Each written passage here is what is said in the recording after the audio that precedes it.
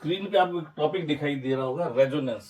कई सारे बच्चों के मैसेज आए थे कि इस टॉपिक को थोड़ा डीप में एक्सप्लेन करें और इसके कुछ न्यूमेरिकल कराएं अच्छे से। तो आज रेजोनेंस एसी सर्किट्स में रेजोनेंस के बारे में डिस्कशन करेंगे और कुछ इसके एग्जांपल लेंगे। देखिएगा, अगर आप अल्टरनेटिंग सर्किट्स की बात करें तो अल्टरनेटिंग सर्किट जिसमें आर ओम का रेजिस्टेंस, एल हेनरी की कॉइल और सी फैरेड का कैपेसिटर लगा है और इसके साथ एक एसी सोर्स लगा है जिसकी इंस्टेंट वोल्टेज है ई। आप जानते हैं कि इस सर्किट की जो ऑपोजिशन है that is given by under the root of opposition of across resistance, opposition of L and opposition of capacitor. अगर हम फ्रीक्वेंसी को बदल के कुछ ऐसा अरेंजमेंट कर दें कि कॉइल वाली ऑपोजिशन और कैपेसिटर वाली ऑपोजिशन सेम हो जाए, तो आप देखेंगे कि जब एक्सएल और एक्ससी सेम है तो ये वाला ब्रैकेट जीरो हो जाएगा। तब Z अपनी मिनिमम वैल्यू को एग्जिस्ट करेगा और वो रेजिस्टेंस के इक्वल होगा। जब ऑपोजिशन मिनिमम होती है तो अल्टरनेटिंग सर्किट्स में करंट है वो ऑटोमेटिकली मैक्सिमम हो जाएगी। करंट होती है वोल्टेज अपॉन ऑपोजिशन, पर यहाँ ऑपोजिशन मिनिमम और आर की इक्वल है इसलिए करंट मैक्सिमम हो जाएगा। तो ये किसी भी आरएलसी सीरीज सर्किट के रेजोनेंस की प्राइम फीचर्स तीन हमने लिखी है। कौन कौन सी देखेंगे। पहली फीचर तो ये बोली जाएगी कि जब कॉइल वाली ऑपोजिशन और कैपेसिटर वाली ऑपोजिशन एक दूसरे को काउंटर बैलेंस करे। दूसरी ऑपोजिशन जो है, दूसरी कंडीशन ऑपोजिशन मिनिमम और रेजिस्टेंस के इक्वल हो, और तीसरी कंडीशन करंट मैक्सिमम और ई बाई आर के equal. As well as you better know the phase difference of this RLC circuit is given by XL minus XC upon R। आप देखेंगे कि यहाँ XL और XC तो इक्वल है, तो फेज डिफरेंस जो है वो जीरो के इक्वल हो गया। और फेज डिफरेंस जीरो हो गया यानी वोल्टेज और करंट जो है वो दोनों सेम फेज में आ गए। और आपने जब प्योर रेजिस्टिव सर्किट पढ़ा था उसमें भी तो यही, प्योर रेजिस्टेंस वाले सर्किट में भी यही रिजल्ट था कि वोल्टेज और करंट दोनों सेम फेज में होती थी। इसीलिए हम एक और चीज बोल सकते हैं कि at the condition of RLC series resonance the whole circuit will behave like a pure resistive circuit, yet it has all three component resistance, inductance as well as capacitor, but it will give the results like a pure resistive circuit. Voltage and current will be in same phase। क्या ये बात आपको समझ में आ गई? तो चलिए अब इसके बारे में और बात करते हैं। अच्छा, आपने बोला कि ये जो रेजोनेंस है तब होता है जब एक्सएल और एक्सी इक्वल होते हैं। तो एक्सएल और एक्सी अपने आप इक्वल नहीं होते, ये रिजल्ट किसी स्पेशल फ्रीक्वेंसी पे ही एग्जिस्ट करता है। उस फ्रीक्वेंसी को हम रेजोनेंट फ्रीक्वेंसी के नाम से जानते हैं। तो वो जो रेजोनेंट फ्रीक्वेंसी है वो देखिए, आपने बोला कि रेजोनेंस तो तब होगा जब एक्सएल और एक्ससी बराबर हो। एक्सएल बोले तो omega L 1 upon omega C के बराबर हो, यानी ओमेगा स्क्वायर है वो 1 अपॉन एल सी के, और ओमेगा जो है 1 upon under root L C के बराबर हो। इसको बोलते हैं angular resonant frequency, that is given by 1 upon under root L C. और लीनियर फ्रीक्वेंसी लगाएंगे तो 1 upon 2 pi under root L C, that is linear resonant frequency. ये रहेगी हर्ट्ज में और ये रहेगी रेडियन पर सेकेंड में। इस स्पेशल फ्रीक्वेंसी पे ही वो सारे फीचर्स एग्जीक्यूट होंगे जो हमने इससे पहले पढ़े थे। इसके बाद आप देखेंगे कि मेरे को यूनिट और डायमेंशन का एक चीज और याद आ गई कि जब एसी सर्किट के लिए आपने रेजोनेंट फ्रीक्वेंसी का फॉर्मूला ये लिख दिया और किसी ने अंडर रूट एलसी की डायमेंशन पूछ ली, तो ना तो एल की डायमेंशन याद रहती है ना कैपेसिटेंस की रहती है।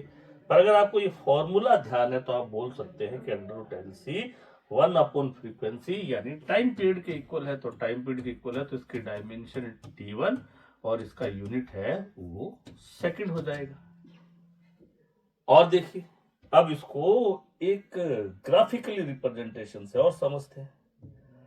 अगर मैं आरएलसी सीरीज सर्किट के लिए करंट वर्सेस फ्रीक्वेंसी में ग्राफ ड्रॉ करूं तो आप देखेंगे कि फ्रीक्वेंसी को इंक्रीज करते करेंगे तो करंट भी मैक्सिमम हो जाएगा।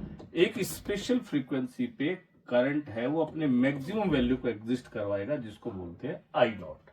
और आप अभी पढ़ के आए थे वो स्पेशल फ्रीक्वेंसी रेजोनेंट फ्रीक्वेंसी ही होती है जिसपे करंट मैक्सिमम होता है। इससे ज्यादा फ्रीक्वेंसी को आप इंक्रीज करेंगे तो करंट वापस से डिक्रीज हो जाए। तो रेजोनेंट फ्रीक्वेंसी पे करंट मैक्सिमम होगा।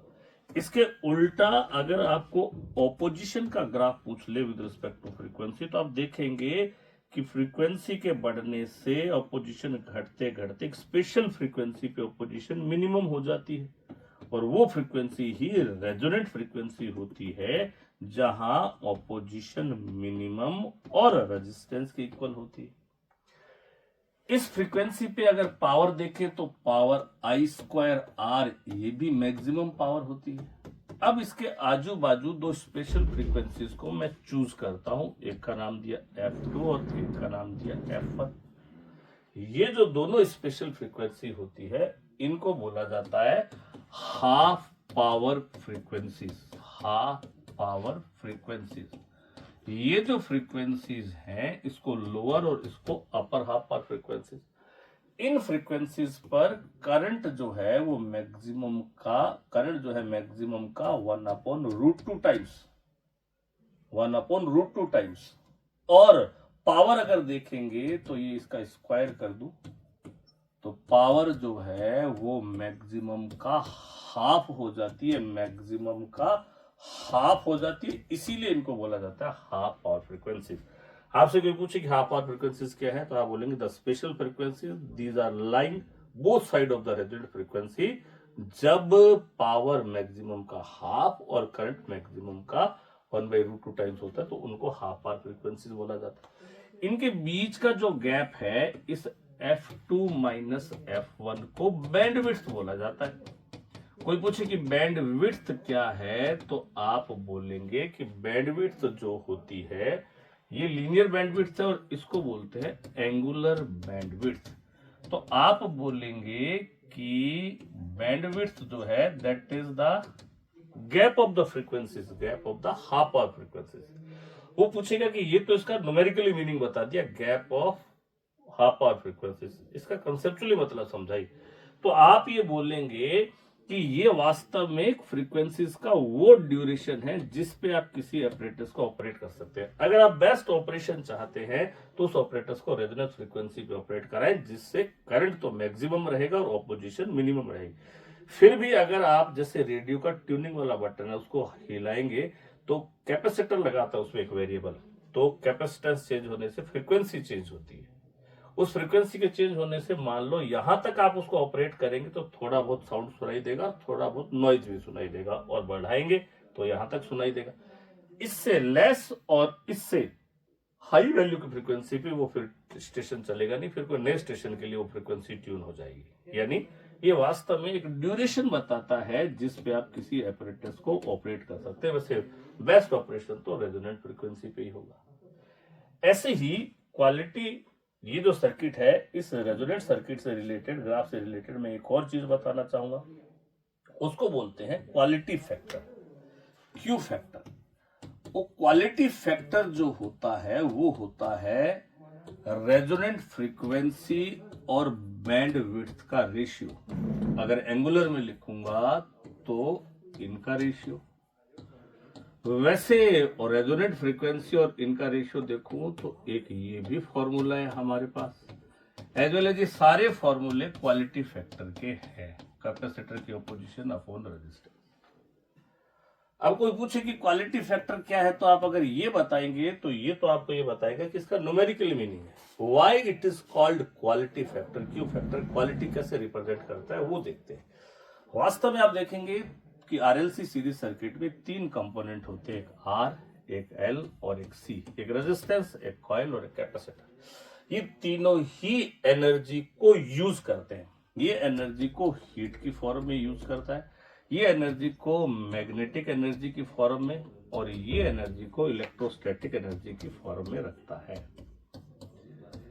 पर ये जो है ये एनर्जी का लॉस करवाता है, और ये दोनों है एनर्जी को स्टोर कराते हैं मैग्नेटिक और इलेक्ट्रोस्टैटिक एनर्जी की फॉर्म में। तो यहां क्वालिटी फैक्टर बताता है कि किसी एक ओमेगा के लिए कितनी एनर्जी स्टोर हुई है, कितनी एनर्जी स्टोर हुई है, कितनी एनर्जी स्टोर हुई है और कितनी एनर्जी का लॉस हुआ है।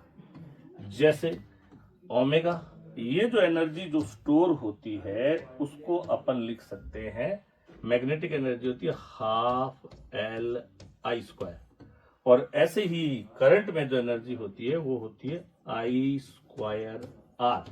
तो यहां देखेंगे ओमेगा 1/2 L I0², इसको लिख सकते हैं I0/√2 का स्क्वायर। तो ये कैंसिल होके XL/R बन गया। ये बताता है क्वालिटी का वास्तव मीनिंग। यानी आप चाहते हैं कि किसी भी सर्किट की क्वालिटी अच्छी हो तो डेफिनेटली या तो उसमें एनर्जी का लॉस कम होगा या स्टोरेज एनर्जी ज्यादा होगी, इसीलिए इसको क्यू फैक्टर बोला जाता है। ये क्वालिटी फैक्टर को बताता है।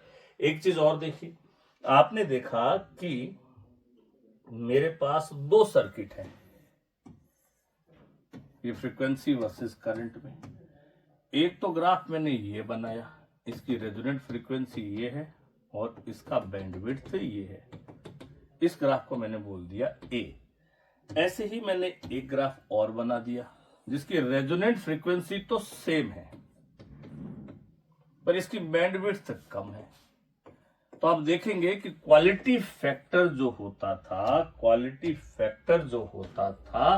That is resonant frequency upon bandwidth. जिस सर्किट की बैंडविड्थ लो होगी उसकी क्वालिटी ज्यादा होगी, उसमें करंट मैक्सिमम होगा। हेलो, जिस सर्किट की बैंडविड्थ कम होगी, जैसे ये सर्किट बी की, उसकी क्वालिटी ज्यादा होगी, क्यू फैक्टर ज्यादा होगा, उसकी करंट भी मैक्सिमम होगी। आप देखिए ये जो लाल वाला ग्राफ है ये ज्यादा पीक को छू रहा है, ये बी वाला ए से ज्यादा करंट है पर बैंडविड्थ कम है, बैंडविड्थ बी वाले की कम है। तो जैसे आपको कोई न्यूमेरिक वैल्यू दे दे कि बैंडविड्थ 20 हर्ट्ज है और एक की 60 हर्ट्ज है, बताइए कौन सा सर्किट बेटर है? जिसकी बैंडविड्थ कम होगी वो सर्किट बेटर ऑपरेट करेगा। वो शार्पनेस को शो करता है, इसीलिए बोला जाता है कि quality factor sharpness of resonance को, कितना शार्प कितना तीखा है उसी फ्रीक्वेंसी पे, उसको रिप्रेजेंट करता है। ये क्वालिटी फैक्टर हो गया। चलिए अब इसके कुछ क्वेश्चन करने स्टार्ट करते हैं। रेजोनेंस सर्किट के कुछ क्वेश्चन करते हैं। देखिए पहला क्वेश्चन आपको बोला गया कि इन आरएलसी सीरीज सर्किट रेजिस्टेंस दिया है, वोल्टेज दिया है, इफ इंडक्टर इज रिमूव्ड। गौर से देखिए आरएलसी सीरीज सर्किट है, अगर आपने एल को रिमूव किया तो ये आरसी सर्किट रह जाएगा। देन बोलता है वोल्टेज बाई π/4 से फॉरवर्ड। आप जानते हैं कि आरसी सर्किट का फेज डिफरेंस होता है 10π XC/R, और ये π/4 दिया तो 10π/4 हो गया 1। फिर बोल रहा है कि इफ कैपेसिटर इज रिमूव्ड, तो जब कैपेसिटर को रिमूव कर देंगे तब ये सर्किट जो है आरएल सर्किट बन जाएगा और तब इसका फेज डिफरेंस होगा 10π/4 XL/R। ये भी π/4, ये भी π/4, इसका मतलब इसके राइट हैंड भी इक्वल है। इनको इक्वल करेंगे तो रेजिस्टेंस तो कैंसिल हो गया, इसका मतलब XL और XC भी इक्वल है। यानी ये क्वेश्चन को घुमा के यही कहना चाहता था कि ये एग्जाम्पल भी रेजोनेंस का है क्योंकि इसमें XL और XC इक्वल है। तो आप जानते हैं कि जब XL और XC इक्वल हो तो करंट वोल्टेज अपॉन आर के बराबर होगा। सारी की सारी वोल्टेज है वो रेजिस्टेंस पे ड्रॉप हो जाएगी। एक चीज और, एआर सेक्शन में आपसे पूछ ले कि at the condition of resonance the whole voltage drop across resistance, आप बोलेंगे यस, फिर बोलेगा it means there is no voltage और अक्रॉस द कॉइल और कैपेसिटर, आप बोलेंगे no, there is voltage across coil and capacitor but both are in the opposite phase, that's why the resultant voltage across coil and capacitor will be 0। चलिए आप देखेंगे कि axle तो ई की voltage दे रखी है या 100 और आर दे रखा है 52 एम्पियर की करंट आ जाएगी। ये इसका आंसर है। एक एक रिमूव करके बोला था तो उसको अपन ने देख लिया। चलिए आगे देखते हैं। In a series LCR circuit, half power frequencies are 19 and calculate the resonant frequency and quality factor. देखिए जो हाफ पावर फ्रीक्वेंसीज आपने बोली थी उनका अगर एवरेज निकाल लूं, क्योंकि वो जो गैप आपने बनाया था ग्राफ में, ये रेजोनेंट फ्रीक्वेंसी थी और ये हाफ पावर फ्रीक्वेंसीज थी, इनका जो गैप बनाया था वो इक्वल होता है, यानी ये जो है इनका एवरेज होती है। तो ये आपको दे रखी है 90 एंड 110, तो इसका एवरेज करेंगे तो 100 हर्ट्ज हो जाएगा, 100 हर्ट्ज। और साथ में क्वालिटी फैक्टर पूछा है, तो क्वालिटी फैक्टर आप जानते हैं कि रेजोनेंट फ्रीक्वेंसी अपॉन बैंडविड्थ, तो रेजोनेंट फ्रीक्वेंसी तो होगी 100 और बैंडविड्थ हो गई, इसमें से ये माइनस कर दूंगा F2 माइनस F1, तो 110 में से 90 गया तो कितना आ जाएगा 20, तो क्वालिटी फैक्टर आ जाएगा इसका 5 और रेजोनेंट फ्रीक्वेंसी आ जाएगी हर्ट्ज। चलिए एक क्वेश्चन और देखते हैं, ये अच्छा क्वेश्चन है। देखिए कह रहा है कि a coil of inductor used a resistance this, L की वैल्यू दे रखी है 0.2 हेनरी, आर की वैल्यू दे रखी है 10 ohm, connected to a capacitor at resonance voltage across inductor. Resonance के टाइम में इंडक्टर पे वोल्टेज दे रखी है 500 वोल्ट एंड अप्लाइड वोल्टेज दे रखी है 50 वोल्ट, और आपको कैपेसिटेंस कैलकुलेट करना है। तो चलिए कर लेते हैं। आप जानते हैं कि वोल्टेज और करंट, वोल्टेज और रेजिस्टेंस का रेशियो रेजोनेंस पे करंट जो होता है वो होता है वोल्टेज अपॉन मिनिमम जेड यानी आर, 50/10 यानी 5 एम्पियर। और आप ये भी जानते हैं कि वोल्टेज अक्रॉस कॉइल होता है current into XL, as well as आप ये भी जानते हैं कि जो VL होगा वही VC के बराबर हो जाता है। तो VC की वैल्यू भी 500 वोल्ट होती है, क्योंकि सीरीज रेजोनेंस में ऑपोजिशन तो बराबर होती है L और C की, दोनों पे वोल्टेज भी सेम होती है। तो VC की वोल्टेज दे रखी है, VC होता है करंट इनटू ऑपोजिशन, करंट की वैल्यू दे रखी है आपको 5 एम्पियर, यहां से XC की वैल्यू आ गई आपके पास 20 ओम, और 1/ωc होता है 20। अगर आपको C की वैल्यू चाहिए तो ओमेगा और चाहिए। तो आप जानते हैं कि ये जो होता है VL होता है I इंटू XL, तो VL तो था 500 और I दे रखा था 5, तो XL की वैल्यू हो गई 100, और XL होता है omega into L, omega into L, यहां से आपको ओमेगा की वैल्यू मिल जाएगी। तो आप देखेंगे कि ओमेगा की वैल्यू आ जाएगी 100 अपॉन 0.2, 100 अपॉन 0.2 सॉरी 100 अपॉन 0.2, वहां से ओमेगा आएगा सॉरी, ओमेगा की वैल्यू यहां पिक करेंगे तो आपको C की वैल्यू मिल जाएगी। देखिए ऐसा क्वेश्चन था, L और R की वैल्यू दे रखी थी, रेजोनेंस पे कॉइल का वोल्टेज दे रखा था, करंट आ जाएगा टोटल वोल्टेज अपॉन रेजिस्टेंस की वैल्यू जो, तो ये करंट की वैल्यू से हम यहाँ पे ऑपोजिशन अक्रॉस कैपेसिटर निकाल लेंगे, कैपेसिटर की वोल्टेज वही हो जाएगी रेजोनेंस पे जो कॉइल की वोल्टेज होती है, तो फिर आपको यहाँ से ओमेगा मिल जाएगा, C मिल जाएगा, ओमेगा यहाँ से आ जाएगा। बोलिए कोई डाउट? आगे चलते हैं।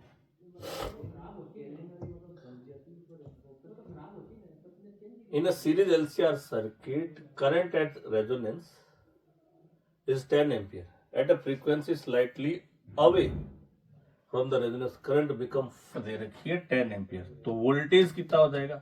वोल्टेज होता है करंट इंटू आर, वैसे तो अपोजिशन होता है पर ये रेजोनेंस है तो अपोजिशन ही आर के बराबर हो जाएगी। फिर कह रहता है slightly away from the resonance current become 5 ampere, current होगी 5 एम्पियर जब रेजोनेंस के अलावा कोई फ्रीक्वेंसी ली। तो रेजोनेंट फ्रीक्वेंसी के अलावा कोई फ्रीक्वेंसी लोगे तब ऑपोजिशन जेड के बराबर हो जाता है। तो यहाँ वोल्टेज हो गया करंट इंटू रेजिस्टेंस और यहाँ करंट इंटू ऑपोजिशन। तो आप देखेंगे 10R इक्वल्स टू 5Z। पूछा क्या था? The ratio of impedance at this frequency of resistance, इस फ्रीक्वेंसी पे Z और R का रेशियो पूछा था, तो वो हो जाएगा 2 के इक्वल। ये आपका ऑप्शन सही है। आगे चलते हैं।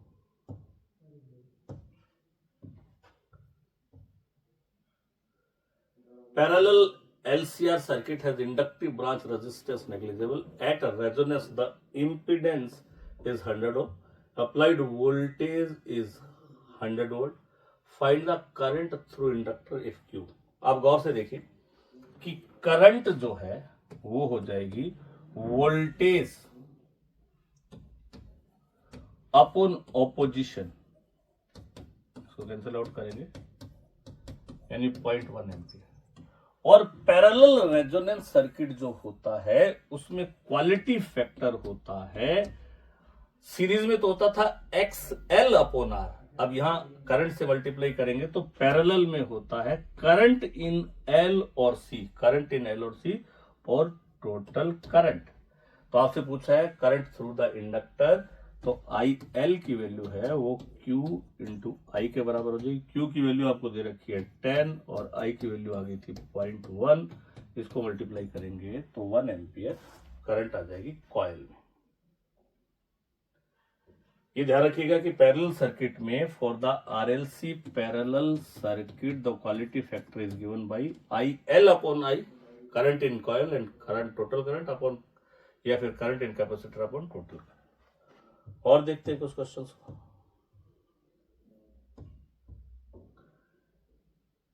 इन LCR सीरीज सर्किट L दिया है और रेजिस्टेंस दिया है एट रेजोनेंस एट 50 हर्ट्ज, ये 50 हर्ट्ज का रेजोनेंट।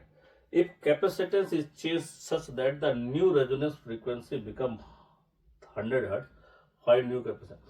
आप जानते हैं कि frequency is inversely proportional to L as well as C, तो frequency is inversely proportional to root of C, तो फ्रीक्वेंसी का स्क्वायर करेंगे तो ऐसा रिलेशन आ जाएगा। अब ये कह रहे हैं कि फ्रीक्वेंसी को डबल कर दिया, डबल, इसको डबल करेंगे तो 2 का स्क्वायर 4, तो कैपेसिटेंस है 1/4 हो जाएगा, कैपेसिटेंस 1/4 हो जाएगा, कैपेसिटेंस 1/4 हो जाएगा। चलिए और कुछ क्वेश्चंस को देखते हैं। चलिए इतने ही क्वेश्चंस थे, तो ये आपने सीरीज और पैरेलल रेजोनेंस और उसके कुछ एग्जांपल्स पढ़े। कुछ और क्वेश्चंस के साथ मिलते हैं। Thank you.